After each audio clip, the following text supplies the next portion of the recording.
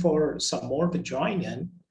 We have Trina is joining from, yeah, please let us know. Welcome to the show. Dr. Sabrina, welcome to the show. Glad to have your support once again. I have Samita as well joining in. Thank you very much.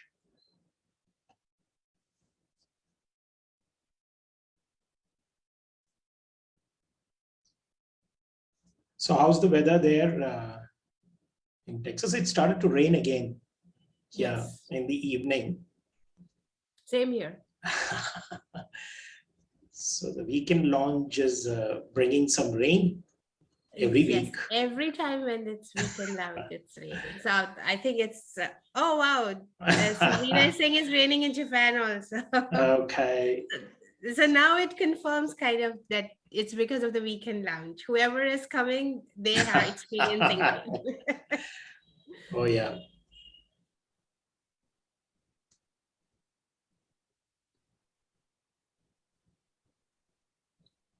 Oh wow.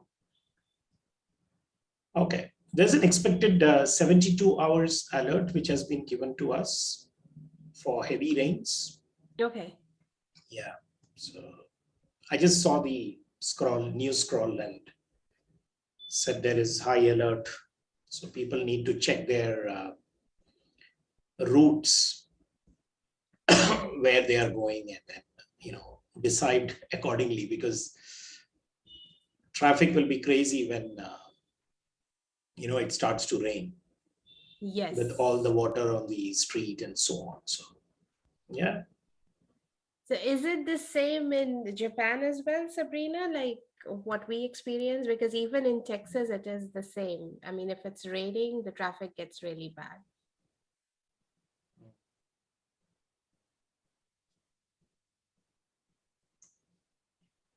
Okay.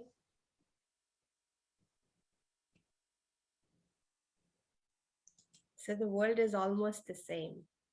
Okay, weekend is hard times. Sabrina. Yeah, but you know what? For her, it is about 11 in the evening. So really glad that she made it. So they are about 3.5 hours ahead of India time. Oh, okay. So it's late. So thank you so much. Yes, thank you so much, Sabrina. It means a lot to us. Oh, here we have Dr. Rupnarayan coming. Is that Sonia? And thank you so much for coming in, or Dr. Usha. So it's been like. Hi, Sri. Hello. Hi, it's Usha, but Sonia is joining us shortly. And thank you so much, Dr. Usha, to have joined, and thank you so much for your support. It's been so wonderful, and in fact, I'm overwhelmed by the support both of you sisters have given. Thank you so much. I know we definitely weren't going to miss it, and Sonia is joining in shortly. Thank you so much for this opportunity. We really, really are honored. So Nagin, Dr. Usha had actually shared it with her network as well, and they have been following our show right from the beginning. And wow, thank you so much. Thank you so much. We need that. You're most welcome, sisters supporting each other. Yes, the woman power, right? Absolutely. Don't leave out the lone man here. No. Yeah. You are the ally that we have been talking all the time. Yeah. Thank you.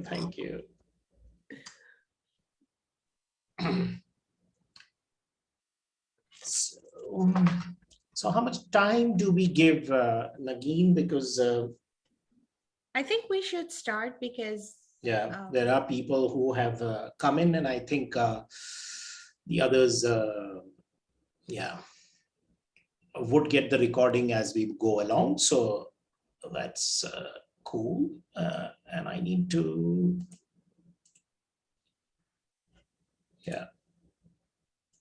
all right. So did I make you the host as well, Nadine? No, not yet. No, yeah. So I will also make you a co-host so that just in case, yeah. Thank you. So let me just get started formally. And I know you and your work quite a lot, Nadine, but still. So welcome to another edition of the Critical Dialogue on the TCDLive Weekend Lounge, where we bring to table crucial conversations that matter. Today's show is about recovery and resilience in the aftermath of domestic violence. And yeah, this is the October month is also the Domestic Violence Awareness Month. Practically every aspect of a domestic abuser's and survivor's life, is altered in the aftermath of domestic violence. Leaving an abusive relationship involves transitioning from being controlled to being in control, while coping with the costs of a domestic life filled with fear, terror, and devastation. This change takes tremendous strength as one's energy shifts from survival mode to starting a new life. Because the effects of domestic violence and abuse often lasts long after the violence has ended, leading to deep physical and emotional trauma. Research on domestic violence has thoroughly addressed its negative consequences. How this obscures, is how women transform their struggles with such adversity, and consequently, a more complete picture of recovery is missed by the whole world. What I'm saying is, in other words, a list of symptoms tells us little about the tremendous strengths and resources battered women draw on to recover from domestic violence. Having an entire range of debilitating effects of trauma, most survivors display a stunning capacity for survival and perseverance. Growth and pain, therefore, are not necessarily mutually exclusive, but instead are inextricably linked in recovery from trauma. The encouraging news is that women are able to recover from domestic violence, but information is lacking on how these women do so and whether or not they continue to be successful over the long run. Resilience studies reveal that some individuals can develop healthy and stable personal abilities despite enduring highly stressful environments. Resilience is considered a positive personality characteristic that enhances individual adaptation. Today, we are talking to one such lady who has, with her resilience, not just been able to recover, but transform her life, giving it a new meaning and purpose. What really attracted me to her work was that she didn't rest after her personal triumph against all odds. She has made it her mission to help all those women around the world who are victims of domestic violence. And she's been doing a lot of work in this area. Based on her experience, she has been running a special program for women, calling it Accelerate Her 2.0, which could help the cause. And yes, at the end of the show, do not forget to buy her book, #HerRhythm. It's not just your survival story. If you wish to learn more about how she moved from the abusive relationships to making a successful life as an entrepreneur, it is my privilege that she finds the Critical Dialogue to be an able platform to not just share her story, but to further the cause of women's empowerment. I welcome Nyn Riffat to the show. Thank you for consenting to share your story on this show, Nyn. And also, I really want to thank all those people who made it possible for this event to happen and join in large numbers and show their support by their attendance. Nyn, if you have to break it down for our audience, how would you want to tell your story about your tryst with domestic violence, stages of your recovery process, developing resilience to becoming a successful entrepreneur? Thank you, Chiri. And this platform is like a home to me now. And since the day we connected, I feel that there is a lot of work that I can do from this platform. And that is why I've always been here. Choosing my story, my work in commemoration of Domestic Violence Awareness Month is itself an honor for me. I have been speaking on this topic, on this awareness process at many levels. And every time I share my story, it is painful. Living through your trauma again and again is always painful. But when you know that you are sharing your story to bring more peace, more resilience, more power in others' lives, that gives me strength.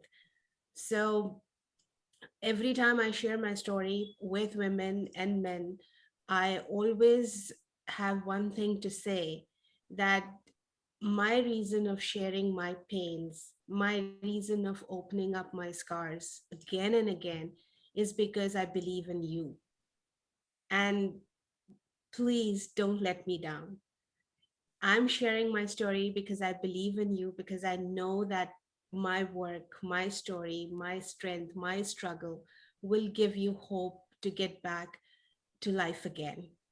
And you have to keep that for me so that I can show up again and again.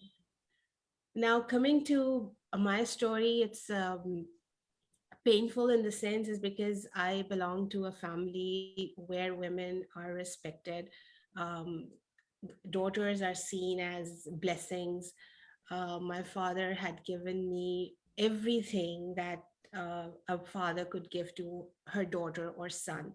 There was never a difference. I have three brothers, but I was always the princess of my dad, and loved and cared. So, in our society, the only girl child or the only boy child is given all the importance. The first child, the last child, that all those come in the process. So I was the only girl child, and I got all the attention and love of him and my family members as well, my brothers. So this in a way was empowering because it led me to get better education, to know more about things happening around the world. But it was also painful because I was never aware that women are seen as something undesirable, unwanted, or are pressed down in the society at large. So, coming from a home where women were given equal rights, daughters were respected, and stepping into the world where everything was complete opposite was itself a shocking thing for me. And when I say this, it's just not my in laws or my ex husband, but it was also around the workplace. Um, so, stepping up as a woman itself was difficult, even at the workplace. Showing up, and then if you are at a senior position, then convincing men to work for you or to believe in your decisions was always an uphill task every single day. And so those were the things that were new to me, and I was trying to cope up with everything at workplace. Coming back to the domestic violence, where the topic is around for today. So I was married to this family this person who happened to be a very influential, coming from a very influential family in Pakistan. And everything looked very nice in the beginning. And, but it was within a couple of months that I realized that for him, his wife was just a thing, not a human to be treated as. And the entire family was coming from their perspective or had customs or culture which believed that women should just stay home. Even if they stay home, they were not respected or given the importance or respect as it was given to the male members of the family.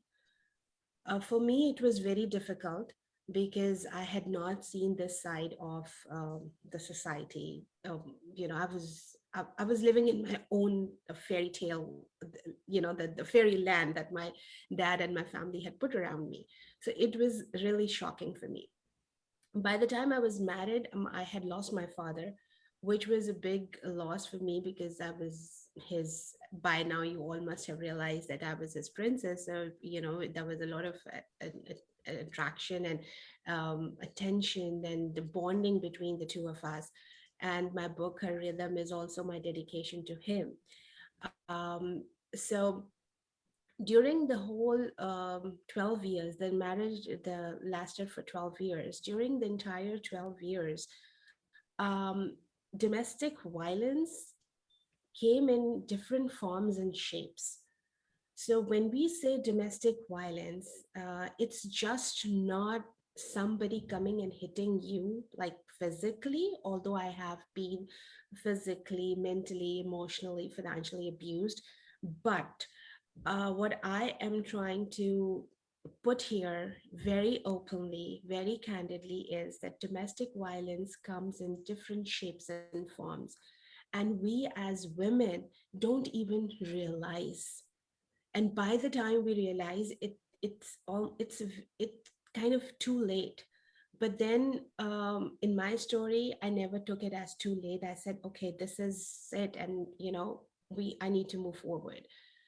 When I say it comes in different shapes and forms, is that um, it happens daily in little things that happen, which are actually red flags, but we don't understand because we think that we as women have to compromise. We as women have to accept that, and all of this becomes too much for us to bear. Again, the the only cases that um, the only cases that gets reported at times is the only cases that gets reported at times is when it's physical. But people don't realize that domestic violence is more than physical. It's more emotional. It's how you break the personality, someone's personality, how you kind of kill someone, and her dreams, her hopes, her happiness, her joy, her existence. These are all parts of domestic violence, and these have the most difficult, critical, and painful impact than any other thing. See, if you are hit, if you are physically abused, your bruises can be healed. But if you are abused emotionally, that kills you completely, because that is leaving an impact on your mental strength, on your emotional strength, and then the children that you are nurturing. I have two boys from that marriage, and both of them, I did my, apparently as a mom, I think I did my best to nurture them into strong humans. But there are certain parts which I can still see which needs healing. So what they saw their mother going through is still in them. I'm trying for them to overcome that, but I can see that that part needs healing. when I talk about my domestic violence stories, about the series of things that happen, I can like spend the whole day here telling you about what it means to be emotionally abused, physically abused, disrespected. But few things that I would really want to highlight is that, for instance, I wanted to keep my father's name with me even So after the marriage.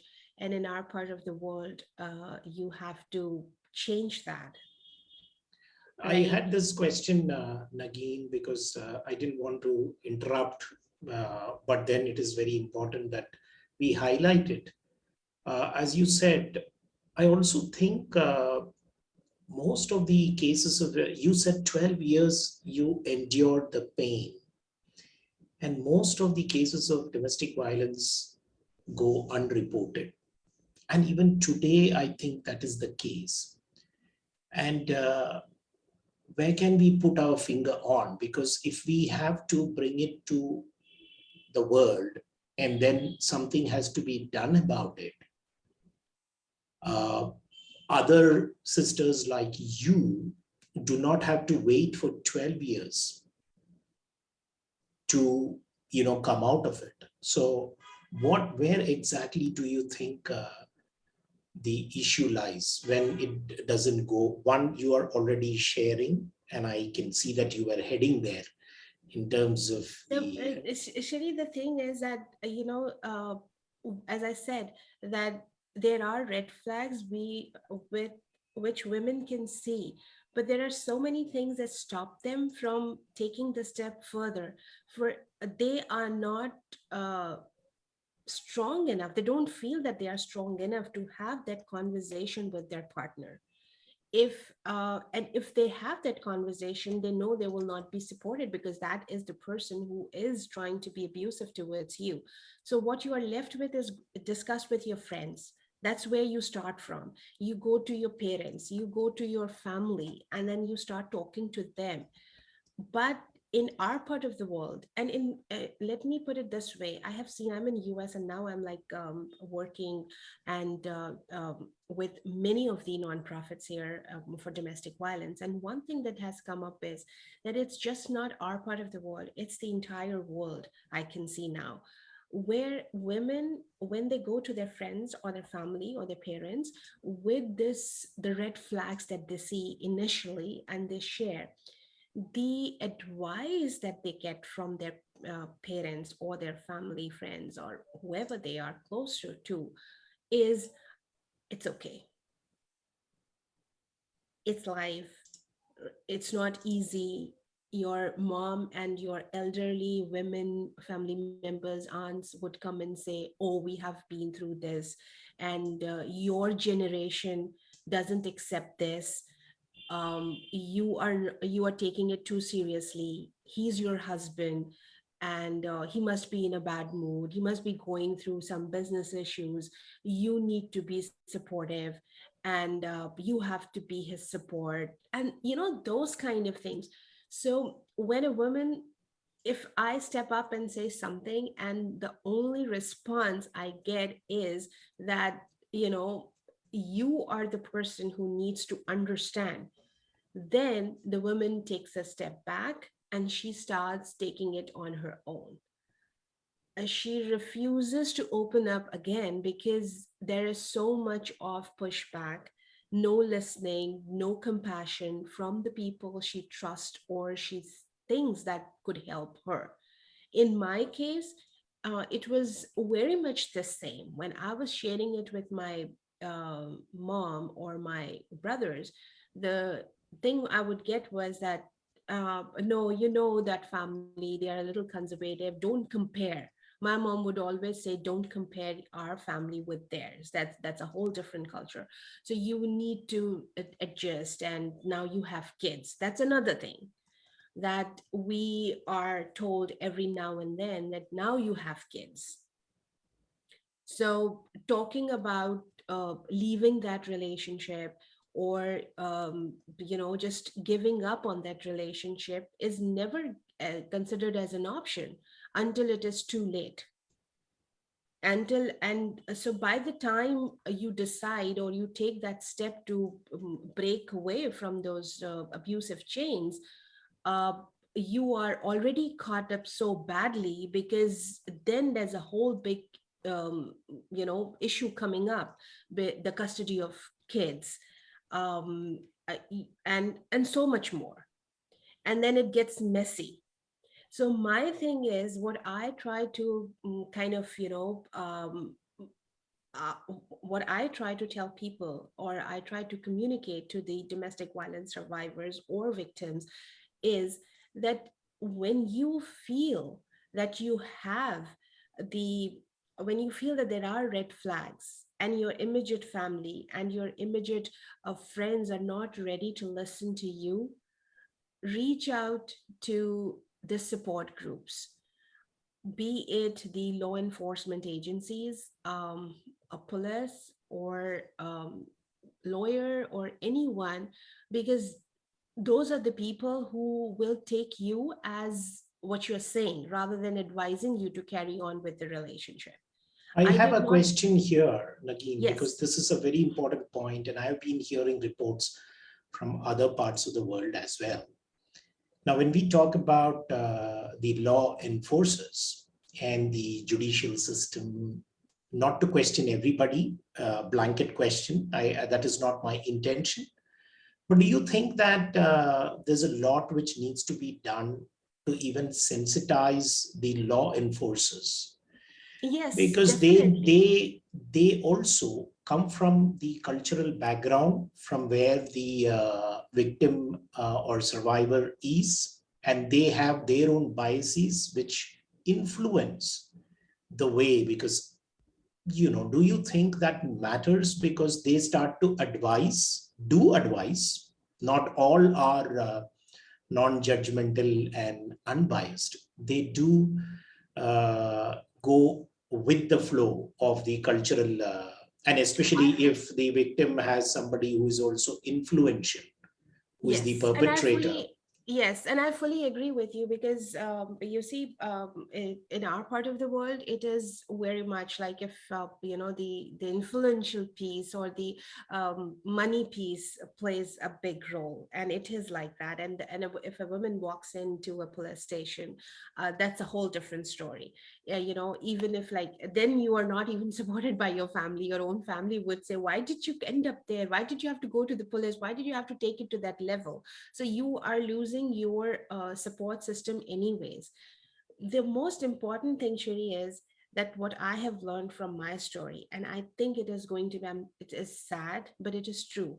This is going to be like this for many, many years to come. The only way we can um, handle this is we empower women ourselves, or men who are victims. And that can only happen if we are ready to transform, to change ourselves. It takes a lot of strength. But if we start working, because changing the entire system will take time. Changing the entire cultural psychology, the impact, it will take time. But that doesn't mean that we carry on this weight forever.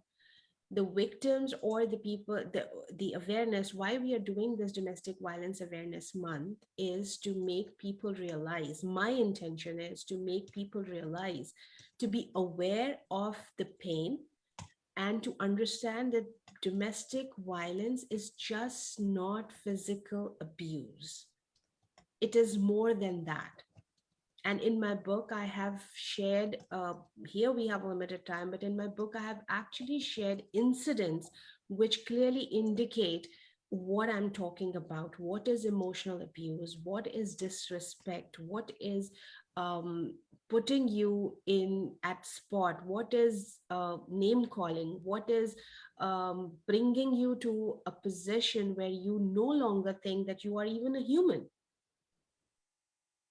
So, like, you are kind of psychologically paralyzing the other person, that the other person cannot do. And it starts impacting. I'll share with you all something that is very personal. And that is that when I was going through my domestic violence episode, and it lasted for 12 years, I was still working and I was doing pretty well at my work. But that had taken a toll on me, a huge toll on me. Because when I was at work, I was trying to be the best because I knew that at workplace, there is no understanding about domestic violence.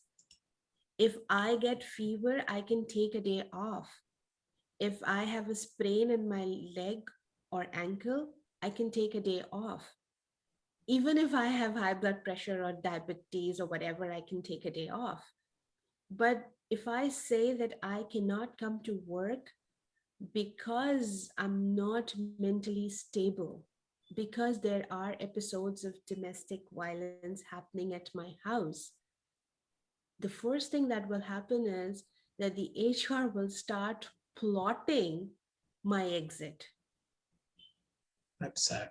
Yeah. Yes, and it happens. It's truth, and the growth will be suffered. You'll be seen as somebody who is mentally disturbed and not ready to take a new project. Mhm. So you hide that part of yours.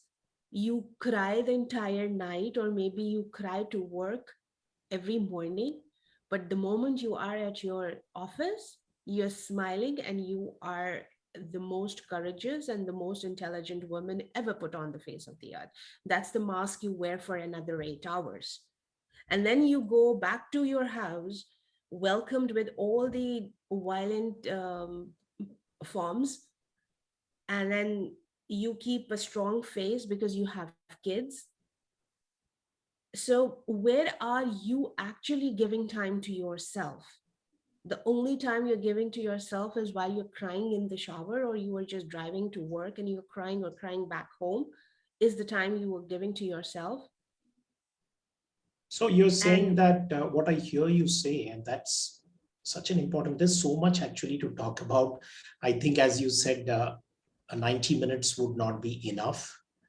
But then I'm really even looking at the aspect, and we have been talking about it in past shows as well, is how organizations as well, who can do a lot of support work, uh, may not be having the sensitivity in the quest for business results, driving performance. Sometimes we lose the emotional connect with the employees. And I think that is the reason why a lot of people are now talking about employee engagement, employee mental wellness. Is it even a thing, or are we talking because everyone is talking about it and we need to be there, seen as people who are talking? Is it really on the ground implemented? Because the whole world after pandemic, there has been a rise of a lot of people calling to me as well and talk about the stressors at work, and wearing a mask, as you said. Yeah, it's something, you are not yourself. And are the organizations allowing people to be themselves, express themselves, and really supporting? And this is one thing which probably you can also at some point throw a light on. yeah, so Shiri, see, with me at work, I had to, because I was going through, my divorce was a messy one. And it just happened one fine morning. Me and my sons were asked to leave the house, and we just left the house, and we were given just 1 hour to pick up anything that we want. My elder one, who is now 21, was just 11 at that time. And my little one was 3.5, or probably 3 years and few months. um, and then we were just asked to leave the house, and we were asked that within an hour, whatever we want to pick, we can pick up. And living in that house for 12 years, I really didn't know what to pick up in 1 hour. So I still remember my elder one just picking up his school bag.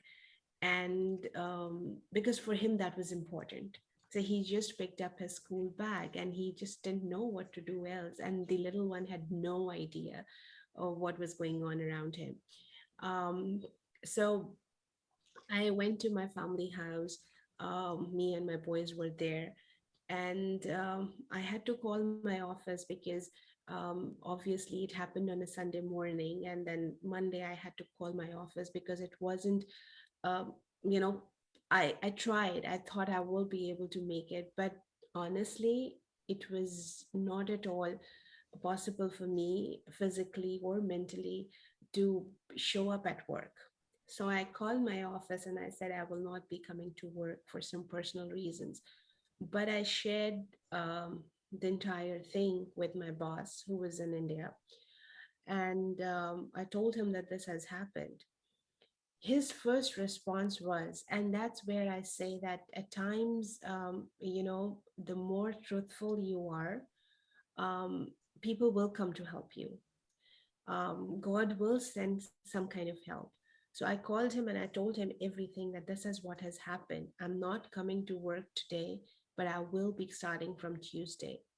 And this was his exact words. He said, Nagin, take your time. You don't have to worry about the work. And call me when you are ready to discuss the way forward. So you've Because been this is, fortunate yeah, in because that this is way. not in that way, yes. And I'll always be grateful to that gentleman. And so he said that, like, call me when you're ready. And so it was like an open thing. It wasn't that call me on Tuesday or Wednesday and let's discuss it was nothing like that. It was just like, take your time, be with your boys, and call me when you are ready to talk about way forward. That was Not, so not, powerful. yeah, not many actually probably are that fortunate, because Yes. they become victims of, as I have also seen, that if you tend to show or be vulnerable in front of especially competitive colleagues who are there, it is taken as an opportunity to spread rumors, gossip Yes. about it, talk about how. And the sad part, in fact, I have had some instances, and I even cannot imagine that sad part is that women contribute to the gossip as well. And Yes. this is very sad actually. And but I have seen many of the women friends, executives who work with me, they really have shared this, that the gossip is spread by people who are competitive, but also their women colleagues, and that's very sad. Yeah. And then in my case, my ex would, like, before the actual divorce happened, many a times he would send out, I don't know from where he would get the email addresses of my, like, my colleagues and my workplace. And then he would send weird emails, like character assassination about me and my work and my family and stuff like that. And I had no clue, and I would just walk in the office and people would look at me, and then HR would call me, do you know that we have received this anonymous email which says this about you and that about you? And I was like, oh my lord. And dealing with that, your with your colleagues, with your team, you know that your team is like reading those emails. And I never felt the need to justify myself, and I always showed up, and I just said it, because the email was not sent to me. So I've always, mm, thought, I mean, I always pretended that I don't even know about that email, if you have that. So when you're coming to my room, or when we are getting into the boardroom, so people should be prepared that they're meeting their boss, their supervisor, Nagin, and nobody else. And she doesn't care what people are writing about her. So, So does but that also add to the the I think people start to judge that as well, yes, saying that's that, what hey, so much yeah, happening yeah, in her life, and look at yes, her, that she doesn't seem to be bothered at all. So maybe it is true that she's part of the problem. Yeah. And then, just nothing is happening to her. She's not crying. She's here. She's courageous. What is she up to? Like what is a problem? Like, I was seen as a problem. And then the HR, when I would go to HR, and HR would like, this should stop and all that stuff. And I said, I don't know. I mean, I have no control over it. So it's your choice. But again, um, then it was like the emails were answered through the legal counsel of my company, because the emails were sent to the office, so they were taken care by the legal counsel. So that's a whole other thing that I had to deal with behind the mask of the commercial head for that company. So um, and then people start looking at you with doubt. So at work you're again kind of like looking at things in a different perspective, because you have to prove yourself again and again and again and again, because now it's not about your work.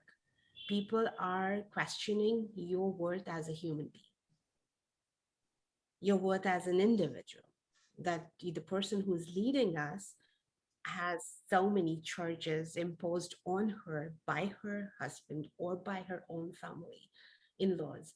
And so is she even worthy to lead us? So Right.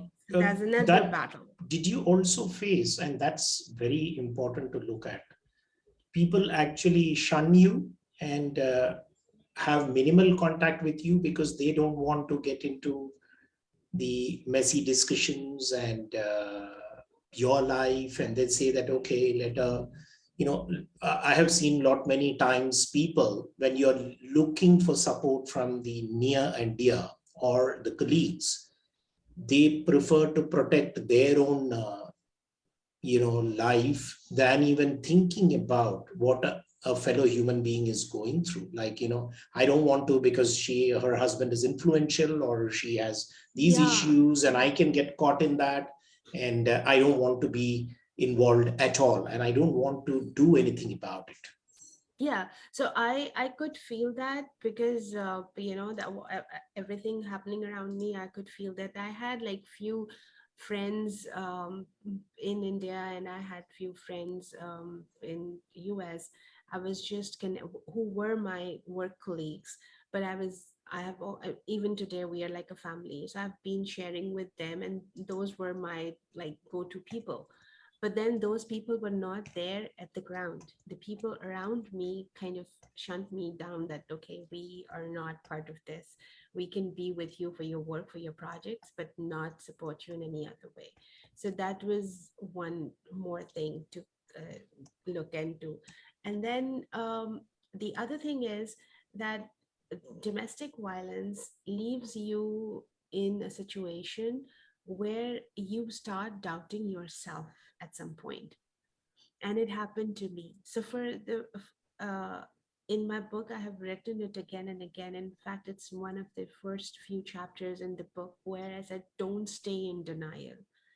I stayed in denial for, I think, almost all the 12 years, because I was like, no, this is not happening to me. There is hope. I can turn around the tables. I can make this man love me, and this is not happening to me, and things will change, and I don't deserve this, and this, now kids are involved. So there were so many things that were adding, or kind of sensing the thing that I was in denial. So I always say, people, don't stay in denial. At times it is better to accept that you're not being accepted, you're not being wanted, you are not loved. So I think at times it is better to accept that than to stay in denial, that no, I am somebody, I'm his wife, I'm his son's mother, and so on and so forth. So those I think labels don't really help. that's such an important thing. In fact, becoming more, shall I say, if I hear you right, more in control of yourself and become more Yes. self-aware and self-acceptance. Yes. And So yeah, one thing which you said, and that is, I think, a very important point and should not be missed, as I see it, is that you don't want to accept that someone cannot love me, because that is one of the, I think, basic human need, to be loved, to be cared, to be cared for. And when someone is not getting it, you tend to push harder and harder to get that. And I think that's a very yeah, important thing which you mentioned here. yeah, and then so you see, Shay, that again, self-awareness is so important. I kept myself in denial for almost 12 years until I was asked to leave that house under difficult circumstances. Things got messy, and it got messier when we were talking about the custody of boys. So uh, that involved the judiciary, the legal system, and everybody was kind of like standing against me. And again, there was a point, so I started fighting that battle every single day. And my boys never wanted to go to their father, and the father was not paying a single penny for them anyways, and not even visiting them. But still, he just wanted, men chauvinism or whatever it was, that he just wanted to keep showing that power on me. I had to hire security guards and to protect my sons while they were going to school and coming back from school. So that was a very different experience for them, or that all of a sudden, we had this couple of security guards as part of our family. That So, I think, I'm sure that would have been so traumatic for the children, especially yes. women who have family and children. They would be actually, and they were little ones, and I can't even imagine what they would have been going through, especially when they are being protected from their own father. And just Yeah. imagine that. And then then it was time when I asked him, I requested him that if I can get the custody of, because the way our religion works is that the mother cannot have the custody of boys. She can have the custody of girls, but she cannot have custody of boys, like the full custody. So you have to have that custody letter or the consent of the father that the mother can keep the boys with her, and she has the full right to take decisions for them till they are adults. Stuff like that. It's a whole process that you have to go through. And I was denied that at many points. So again, it's the complexity of the legal system, the judicial system, which is not the right place to talk about right now.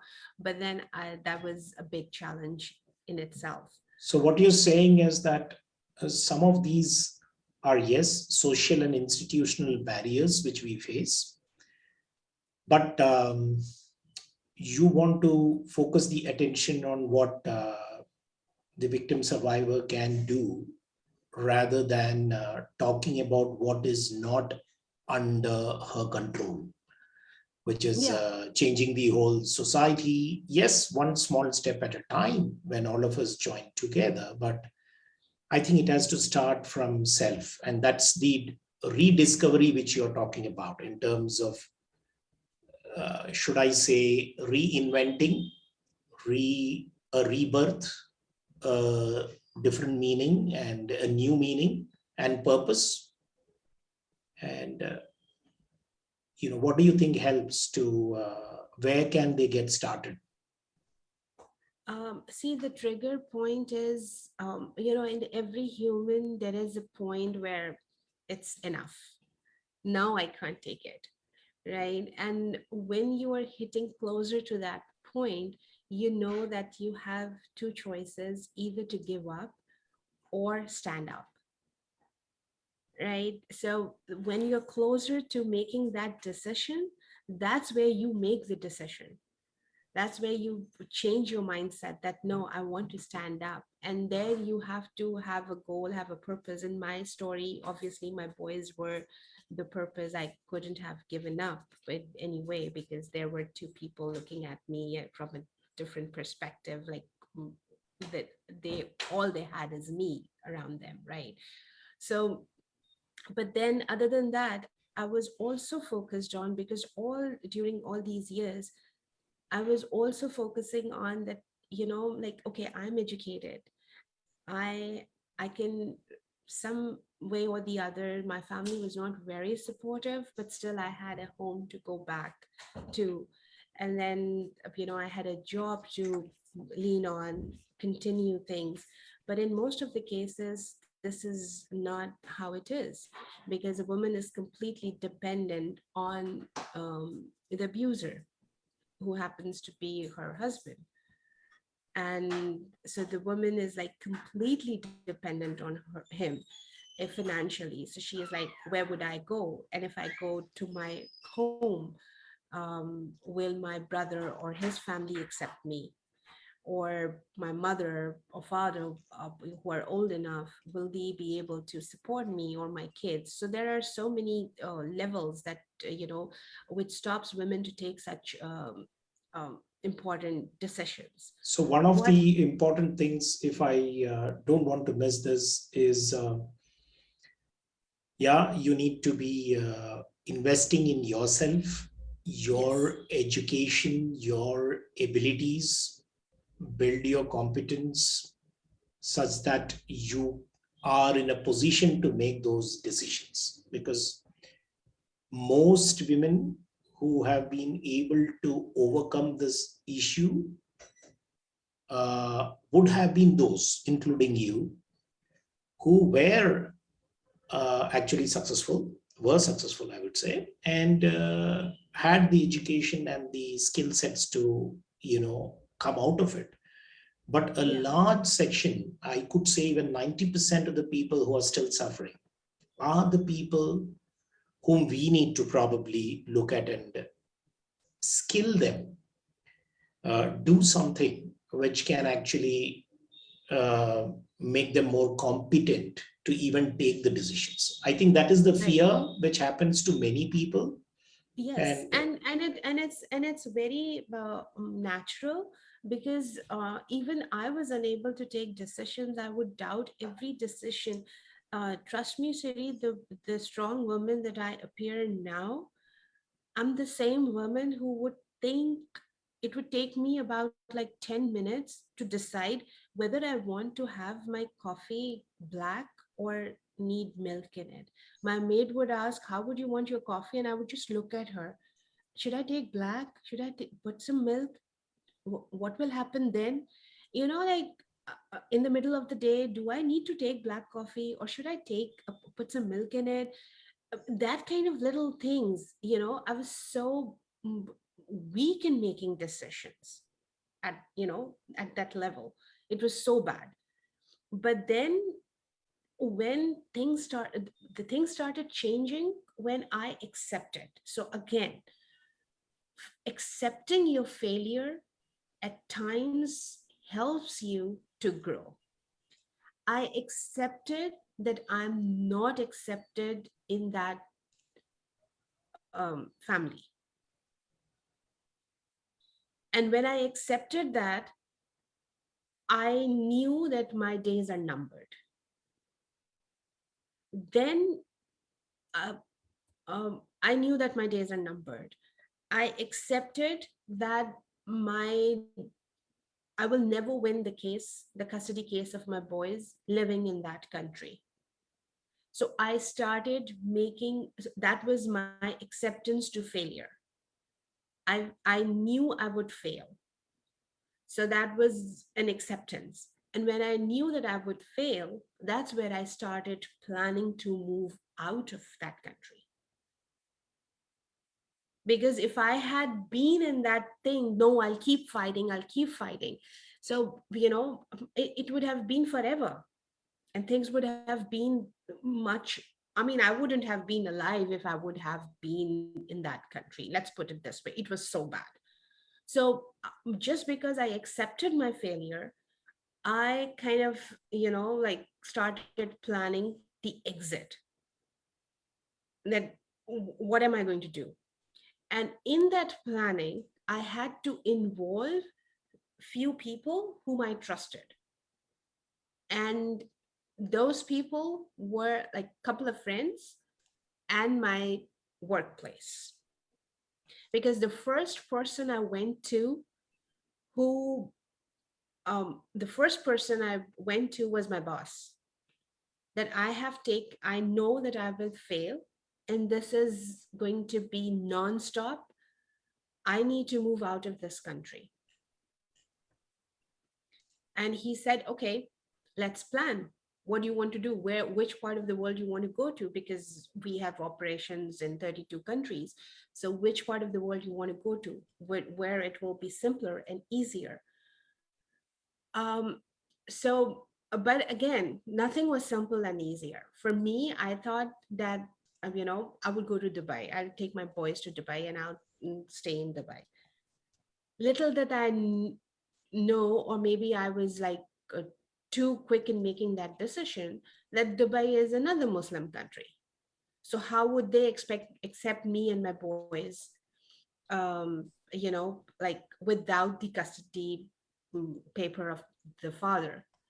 I missed that point completely. So although I took the first exit was to Dubai. So when I took my boys to Dubai, let me tell you here very openly that my kids did not go to school for 6 months because they were not given admission in school because I didn't have the custody paper of the boys. And it was too much. So, and then finally I moved to US. When I came to US, it was just me, my boys, 2 bags, and I don't even know. At that point, I didn't even know what I'm going to do because my office was like that, if we have to bring you in, there is a lot of paperwork that needs to be done. Again, the boys didn't have the custody papers. So I started my life all over again. When I came here, I started my own business. That's where my business, Nyn's Dreams, came into being. I started working with the local Chamber of Commerce with their women entrepreneurship programs. I started delivering those programs. And I started working with the refugee services of US and helping women, domestic violence survivors, domestic violence shelters. I spread my wings in everything that I wanted to do in this world. Again, the journey, even today, it's not easy. It was never easy. It was always hard because the scars come again and again in different forms. The pain comes again and again in different forms. But the reason I curated this program, Accelerate Her, which you spoke about in my intro, was only based and is only based to empower women to understand themselves, amplify their strengths, focus on their weaknesses so that they can perform better in all areas of life, including work, just not work. So the clients that I have for Accelerate Her program are clients that are coming from corporate who wants to go to the next level but are struggling. But then there are women entrepreneurs, and then there are women who are just at home, but they want to improvise themselves. Why it is so important is because we need to have that conviction that we can change things around us, even if we can do for one or two people. I work with nonprofits in India, I work with nonprofits in Sri Lanka, in East Africa, in all those countries. And I hear these stories coming again and again that women go through domestic violence because they don't have resources to move out. So here's my thing, that if you start preparing and planning there is nothing that can stop you. In fact, that is what brought me to this thought, and I thought that was excellent. And in some parts of India as well, slowly people are doing it. Is like the in Bangladesh case where Dr. Muhammad Yunus and his now famous book, which I read very intently, was Banker to the Poor. And he had a fantastic thing to do, that he would only extend finance to the women of the family and not to men. And he had that societal thing which drove the whole thing, where only the women will decide how much more money, what business needs to be done. And that's a very powerful and empowering way, because they started to do small things like selling eggs or having a chicken pen or whatever you say, so small businesses, which entrepreneurship development programs, which really empowered them. And that was truly inspirational when I studied. And it was small, such efforts which really helped. As I hear you say, what you're saying is that through various programs, we need to help these people to become more self-sufficient. Yeah, and then I'll tell you one thing. I run a program, a volunteer program, which is a Fempreneur Rise and Shine program. So right now it's being done in East Up, but it's like people now it's virtual, so everybody can attend. I have most like the majority of the participants. I have participants from India as well in that program, in this session. But I have more people, more women who joined from East Africa. And again, the women, those are not like really coming up with big dreams. Like they have, one is like she has a ice cream business, homemade ice cream, and she's selling that ice cream. So this is the level of the women businesses that are part of that program. And what the intent is that the work that I do on Accelerator 2.0 program and my book, so a certain part or percentage of those earnings go towards charity. And then whoever kind of so I deliver that 4-week program, the Fempreneur Rise and Shine program for women, free of cost, voluntarily. And then when these women graduate, then they are awarded with some money,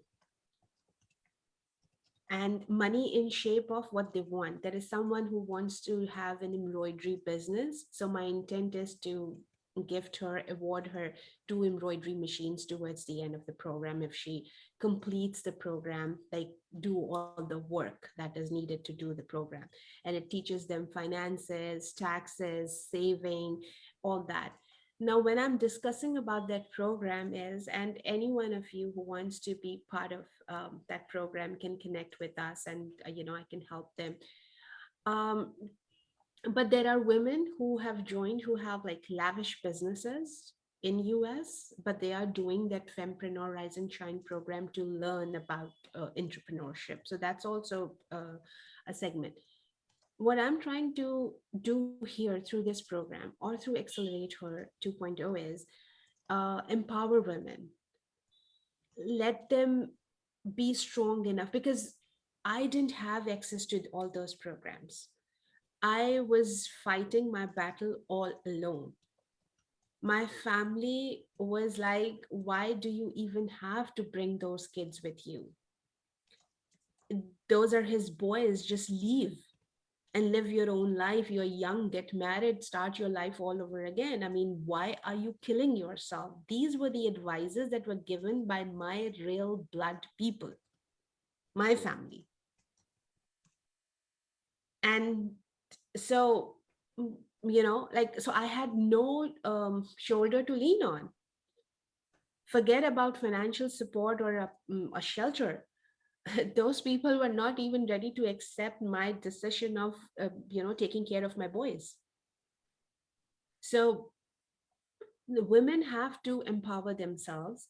And in that fempreneur program, one thing that came strikingly was that there were a couple of women who actually registered for the program, but their husbands refused them to attend that program virtually. And it happened, and it is happening still.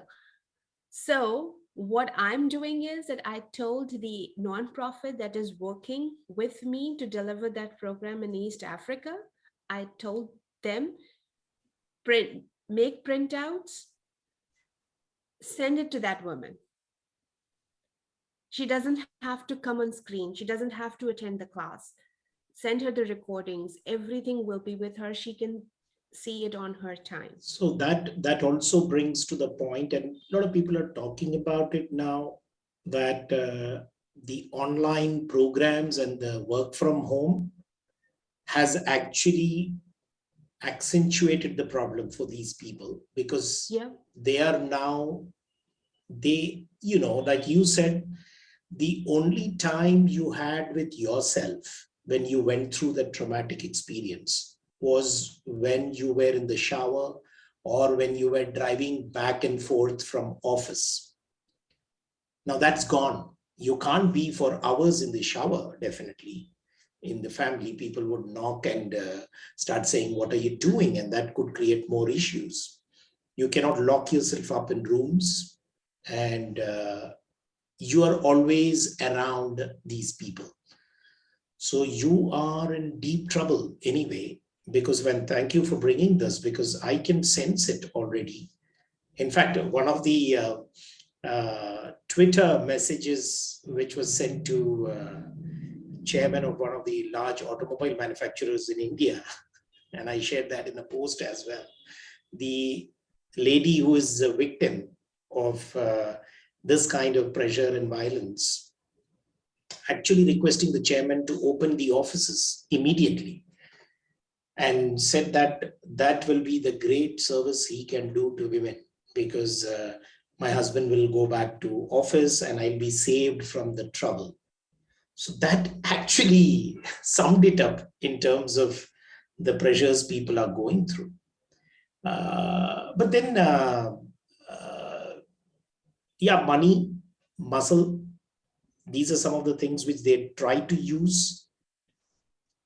And for those who do not have that, even at least money, I think what I hear you say is that if all of us can work towards programs which can actually empower them truly, not just talk about it, give some programs which skill them, give them some avenues. If we have connections with financial institutions, provide them with those funding. Small ones, they don't need big business, and that's where I was talking about banker to the poor. Just starting a small poultry, home poultry, doesn't cost you much, and that's so much people can do to start believing in themselves. Because one thing which I think I want to draw the attention is also, how do we start believing in ourselves when we are in that victim state? So one thing which I hear you say is becoming more self-sufficient, be educated, and so on. So yes, and then see, it is so important to have this, that you know you will not get, let's accept this, that you will not get support from your family in a, when I talk to, I'm a domestic violence certified counselor as well, so when I talk to them, I tell them that it shouldn't come to you as a shock that your family didn't support you. Just leave it there, and start focusing on yourself, because the victim of the abuser had already put us in so much of stress, and mental stress, emotional stress. um that we don't want to add more to it. Let's accept that nobody is going to accept us. Start from there, that nobody is going to accept us, but we are here, we are alive for a reason. Let's start from there and start believing in yourself. And I always say that I practice this, each one of us can do it. I have stopped purchasing or eating at big restaurants for quite some time. What I do is that I kind of, now social media is there, I kind of look around for women preparing meals at home. That's their business. I really want them to know that they are seen. They are bringing, they are economy. They are supporting economy at their home, because the food that she's going to sell, I know when she started, her husband, her brother, her everyone would have said this is not going to work. So if she gets an order from me, means it worked, right? So she will get that strength to market her product. And I make it a point to write reviews about the food. In fact, You know, this really you know, reminded me of one particular state in India, the down south Kerala, where there is it's a it's a case study in itself for women's empowerment, and that's the state which has 100% literacy rate, education.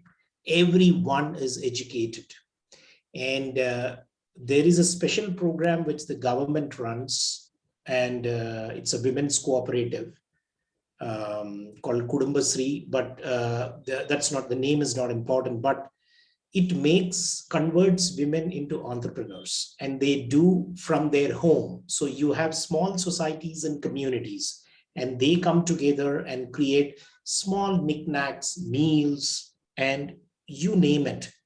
And it is highly successful.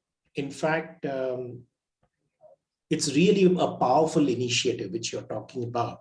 So if yeah. we can actually look at empowering in that fashion, it's a case study in itself. And I would love to, share that when I get an opportunity.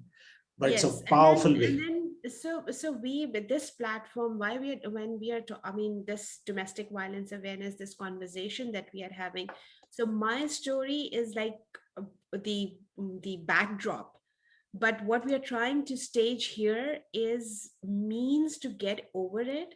It's not going to end. Let me put it this way: the because the in-laws will always remain in-laws. There's nothing that can change them. There will always be a, a curtain of unacceptance, and that is always there, especially our society. It's going to be like that.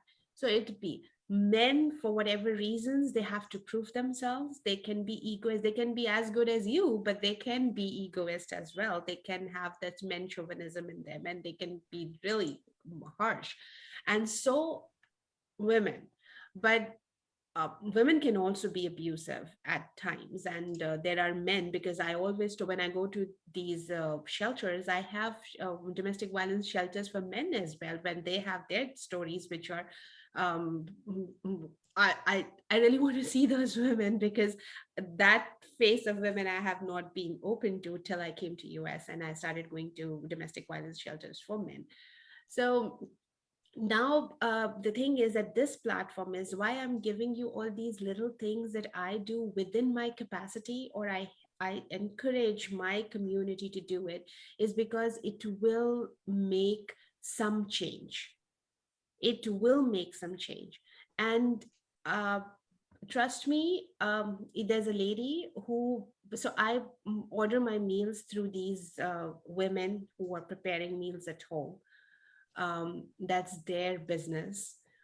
they don't have even the name for this business. It's just that they're doing it. And I encourage them, do I design a logo for you? Do I do that for you and all that? But then, it's like their business. Then same for clothing. I've started purchasing from women entrepreneurs or women who are doing business from homes in clothing. I've like changed the whole thing, because if I'm not supporting them, who else would? As a woman, I have been through that phase. I know what it will bring. The, and then you hear these came to me and she said that she's been supplying um, food to us for quite some time, snacks for my little one.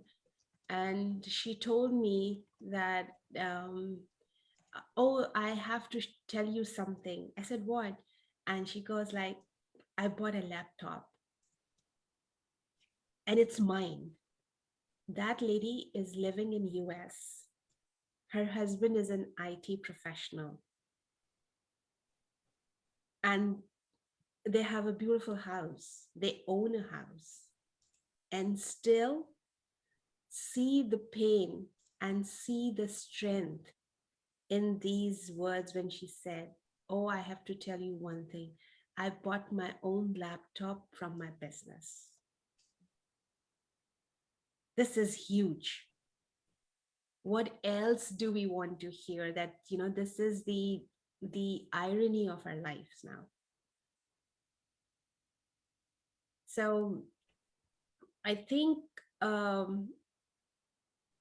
we as women play a vital role in supporting other women. And as you said that, we should not be the career for the carriers for rumors, for negative talking, for character assassination, for naming, for blaming. At least we as women should stop doing that. When we hear a story of domestic violence, why we jump up to the conclusion that the woman is wrong? Why do we do that? Can we, if we, Siri, I'm telling you this, if we as women around the world, each and every woman, regardless of which culture she's coming from, what educational background she is, what age she is, if we born as women or we declaring ourselves as females, identifying ourselves as female, if we make a promise to ourselves that we will not be part of this gossiping, of naming, blaming, accusing, coming to conclusions, becoming part of the rumors for other women, domestic violence will see a incredible decrease in the graph. I'm telling you this. Because what happens is, like, when it's just not your husband who's hitting you, right? Your husband, it has happened to me. I mean, you can't see it, but whenever we get a chance to move, maybe you can do one, when this TCD live becomes too huge, we do a real live program where all of us are there doing this lounge together. You will see, I have scars here. I was beaten so badly. There are stitches here. I have scars on here on my hand. I have like scars everywhere on my body. Stitches. But when it was happening, who was quiet? His mother, his sisters, his sister-in-laws, my mom, my sister-in-law, my cousins. All females. I'm not talking about men at the moment. I'm not talking about the brothers. I'm not talking about the fathers. I'm just talking about women. Like, who were quiet? Who were happy? It was us, the women, the tribe, our tribe. And then who was there to gossip about it? Oh, she was beaten because she was strong-headed. Really? You're justifying someone beating another human by saying that it was okay for a man to beat a woman? And a woman is justifying that for a man. That is I think it is the case both in at home, because you don't get support from your peer group, which is if I have to call that women in the family of the perpetrator's family. It's the same case in the office as well, so people are not standing up, because if they start doing it, then there is some power. The unfortunate thing is that it's not about just developing countries or something like that, because I hear that in most developed countries as well, that there is such a lack of support and insensitivity, which is now truly a need to transform people, talk to people, and to families and family support programs, which needs to be, because it has to be a holistic approach. It cannot be just one, because the person in question, the victim survivor, is actually fighting the whole system around her. And it can take a toll, and not many can last long fighting the battles, and the scars are too deep and difficult to even see to the human eye, and it stays long after you have even escaped the situation, so because you are fighting all the while. Right. And then I fully agree. Like for me, all the ladies here, I mean, the moment I wake up and I go in the washroom and I see the mirror, the first thing, even today, and it's been like more than 15 years now with this car, but every single morning, the first thing that I see on my face is that scar only, nothing else.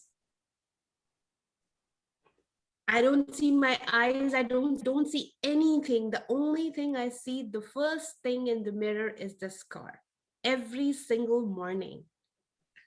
So what I say, I pause there for a second.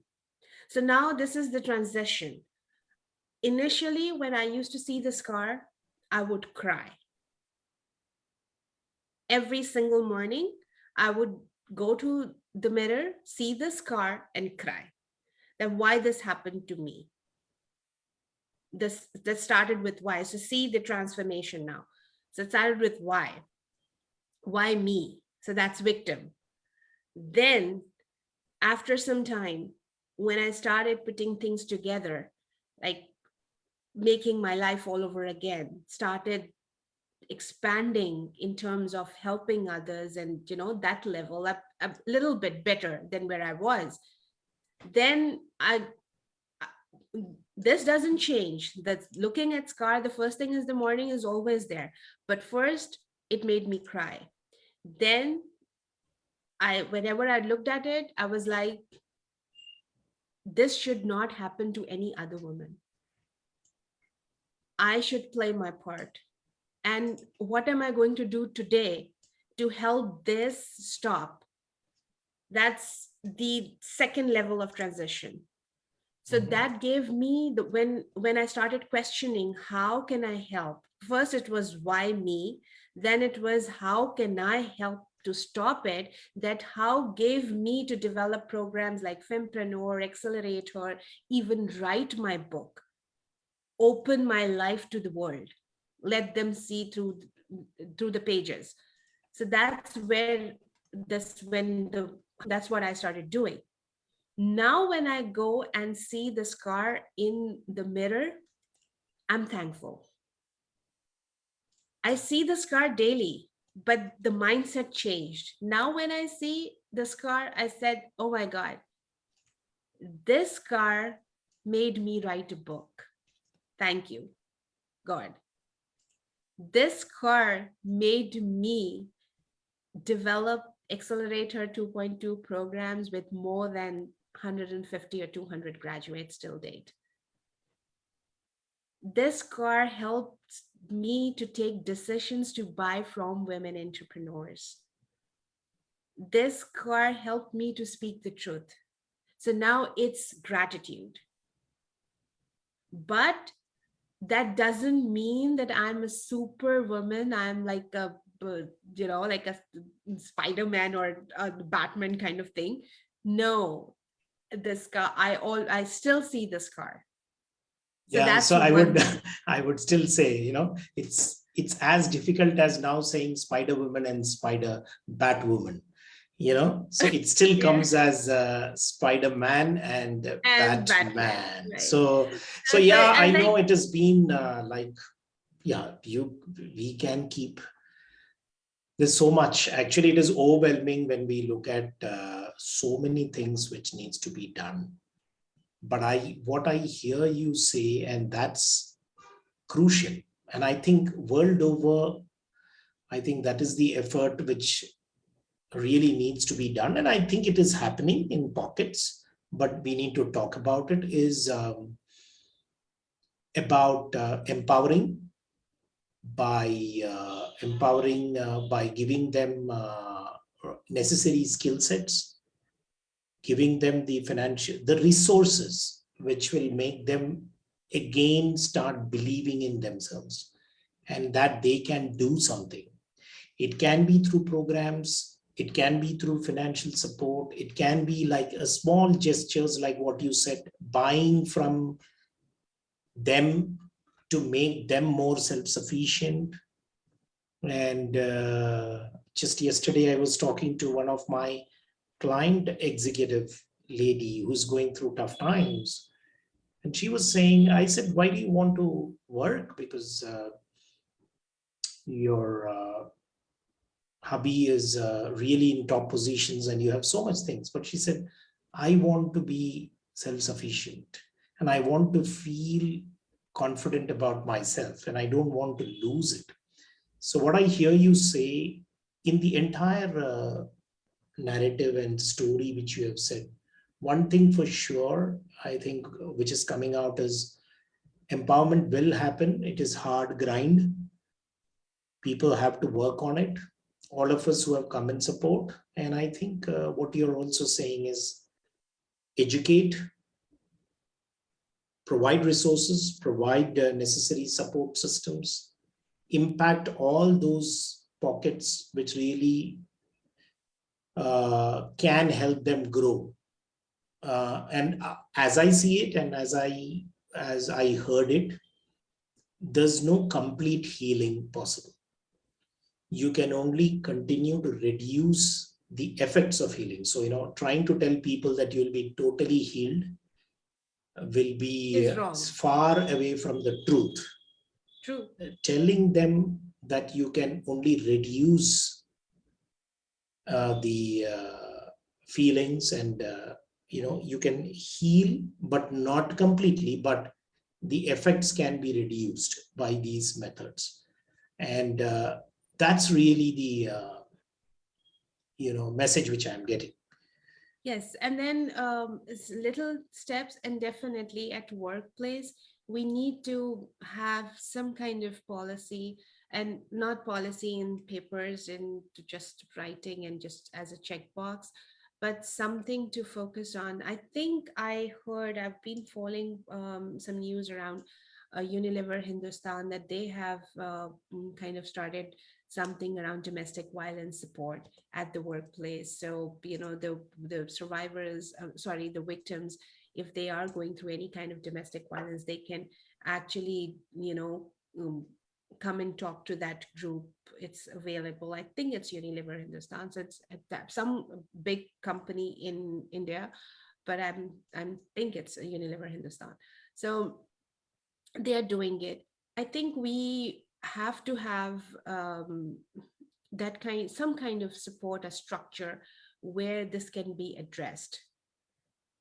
And again, at the judiciary level, at the legal system, that needs a lot of changes in it, a lot of flexibility, understanding, empathy. And the more we talk about it, these platforms will help people to see that yes, it's um, it's good to have these conversations so that we can make a difference. All right.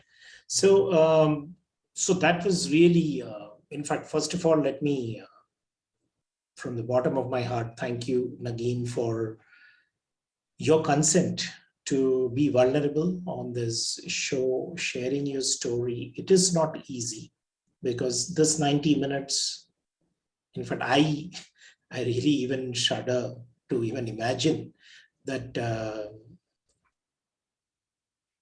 you had to relive those moments in these 90 minutes. And it took, I'm sure it takes a lot of courage to even talk about little bits. I know that there is so much which you would have endured long after that escape and making your life. That 15 years, every day, as you said, would have been a rediscovery, a rebirth. Every day you are renewing yourself. And thank you so much for, being so, I would say, I don't know what I have to say the right words, but you have come forward to share it. It's been really a small step which we have taken to bring this to the global community. I think a lot of other people who stayed the course for some time, in fact, specifically the 165 odd attendees who showed their support, and I'm sure they will go back and take a look at the recordings. And this is phenomenal to start with. For having stayed the course, plus as I said already earlier in the show, Dr. Usha and Dr. Sonia have been phenomenal in their support throughout this campaign, in terms of when I was trying to tell them about this program, and they said that we have their full backing, and they have been gracious in their shout. Dr. Sabrina, as always, she's been there and so late in Japan. Thank you so much for being there for us always. And we look forward to your continued support. You provided so much of insights and triggered certain discussions as well. And Samita has been there all the while. And in fact, thank you so much for being there. Femi, as always, our dear friend, and the power behind the TCDLive Weekend Lounge. And yeah, she was our guest 2 episodes before, and she shared a lot of insights herself. So that gives me more confidence that we have a strong support team which is building up. The message is going out that we can make a difference. And so much we can only do very little alone. I think together we can achieve a lot. So so I think with that, I would like to actually bring this show, because as always, I know that you've been also under the weather for a couple of days, and I was really feeling bad that I had to call this show anyway. I was almost thinking of calling it off, but thank you so much. You endured this and stayed the course, Nagin, and it's been my blessing to have you as my partner as well in this journey. Thanks so much for everyone to be there, and we look forward to your continued support. Yes, thank you so much, everyone. It was a pleasure. And as I said in the beginning, that this platform is more like a family to me. So, sharing, although it was tough as always, but then I felt comfortable. So thank you so much, Shri, for giving me this opportunity to come and speak. And at least, how I see now is I am not contributing in giving this world to ignorant men. At least my two sons, when I leave this world, my two sons are there.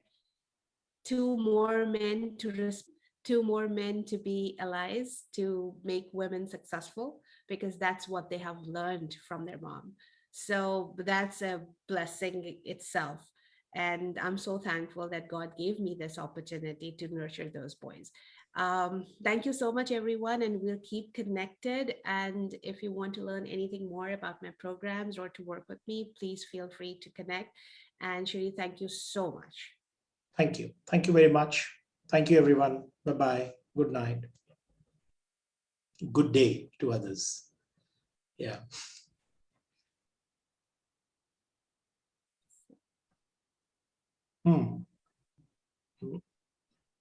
I think Okay. it's still live. Yeah, I know. Let me end this and then we will reconnect immediately for just 10 minutes.